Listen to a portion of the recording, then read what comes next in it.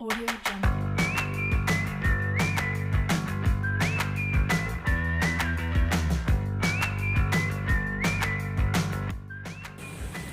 Assalamualaikum. Halo teman-temanku. Sebelumnya, perkenalkan, nama saya Fitria Titi Isnaini, NIM 23010180156, jurusan Pendidikan Agama Islam dari Institut Agama Islam Negeri Salatiga. Nah, di sini saya akan menyampaikan sedikit materi mengenai retorika dakwah.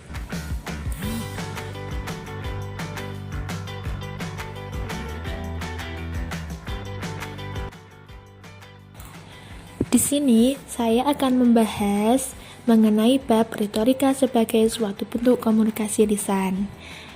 Pembahasan pertama yaitu retorika dalam komunikasi publik. Yang kedua, ada unsur-unsur retorika. Yang ketiga, fungsi retorika. Dan yang keempat, yaitu analisis terhadap unsur-unsur retorika.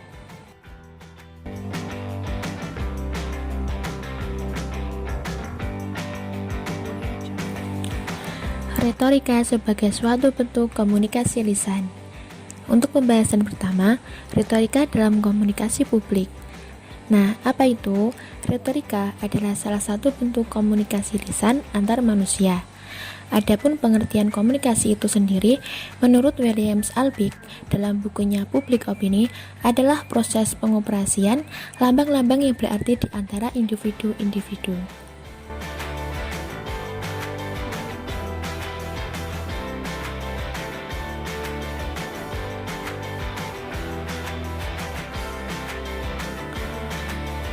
Kemudian, komunikasi berdasarkan situasi komunikasi dibedakan menjadi 3. Apa saja? Yang pertama, ada komunikasi intrapersonal. Nah, dalam komunikasi tipe ini terjadi apabila seseorang berkomunikasi dengan dirinya sendiri. Komunikasi semacam ini dapat berlangsung dalam bentuk verbal, nonverbal, maupun dalam bentuk vokal. Yang kedua, yaitu komunikasi interpersonal.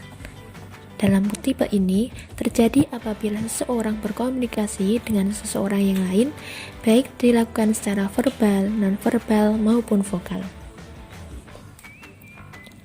Yang ketiga, ada komunikasi publik. Nah, dalam komunikasi tipe ini terjadi apabila sekelompok orang menerima pembicaraan dari seorang pembicara. Nah, tanggung jawab komunikasi tipe ini terletak sepenuhnya pada pembicara seorang. Pada saat itulah pembicara sedang berpidato.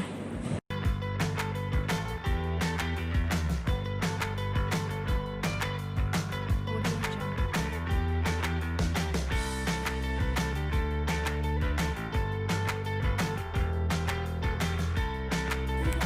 Kemudian, untuk pembahasan kedua, yaitu unsur-unsur retorika. Menurut Aristoteles, dalam bukunya Retorika, unsur-unsur retorika yaitu ada 3. Yang pertama, pembicara. Apa itu? Yaitu orang yang menyampaikan pesan atau message secara lisan. Ia tidak hanya menggunakan suara saja, tapi juga dibantu oleh anggota tubuhnya, misalnya gerakan-gerakan tangan, isyarat, mimik, atau perubahan air muka agar lawan bicara atau majelis tertarik perhatiannya pada pembicaraannya. Yang kedua, ada lawan bicara. Nah, dalam lawan bicara ini, baik untuk seorang maupun dalam bentuk kelompok atau majelis, mereka ini harus diperhatikan oleh pembicara. Yang ketiga, ada materi pembicara atau pesan. Nah, di sini pesan hendaknya diorganisasi sedemikian rupa sehingga dapat membangkitkan daya pikir dan daya perasaan lawan bicara atau majelis.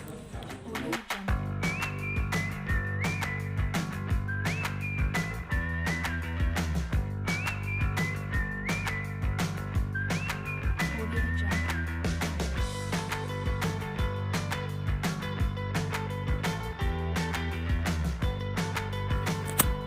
Nah, untuk pembahasan yang ketiga, yaitu fungsi retorika.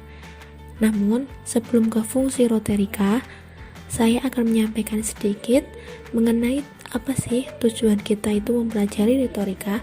Nah, di sini ada 4 macam fungsi retorika menurut Aristoteles. Yang pertama, korektif, yaitu membela kebenaran yang seringkali kalah karena orang tidak dapat mempertahankannya. Kedua, instruktif, untuk mendidik orang yang tidak dapat dicapai dengan metode logika. Yang ketiga, sugestif, yaitu untuk memberikan saran bagaimana menghadapi argumentasi lawan sehingga menguasai situasi. Dan yang keempat, yaitu defensif, sebagai alat pertahanan mental dalam menghadapi musuh.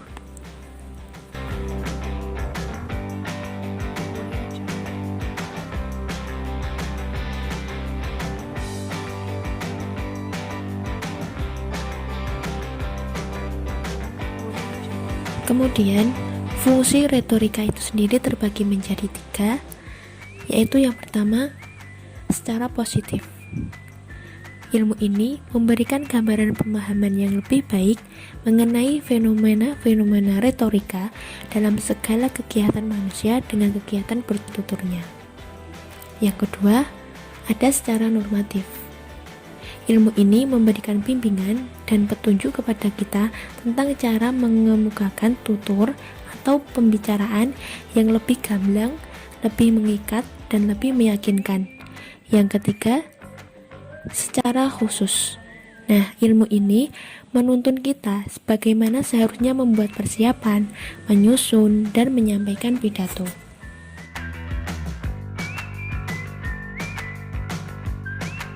Audio Jungle.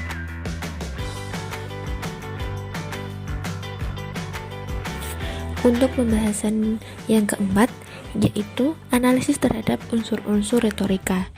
Yang pertama, ada penutur atau pembicara. Karena retorika adalah upaya persuasi atau mempengaruhi terhadap pihak lain, maka dalam setiap kegiatan retorika, pembicara atau penutur selalu berusaha agar audiens dapat mendukung atau mengikuti apa yang dituturkan. Yang kedua, ada tutur atau isi pembicaraan. Isi retorika yang disebut dengan message atau pesan tutur haruslah disesuaikan dengan jarak penutur atau pembicara dengan audiens.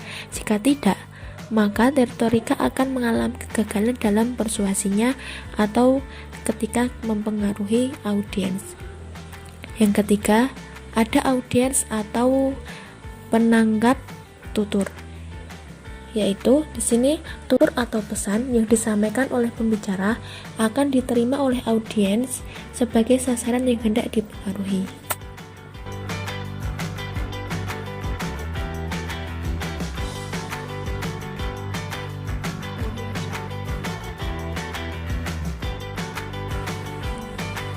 Nah, mungkin itu yang dapat saya sampaikan.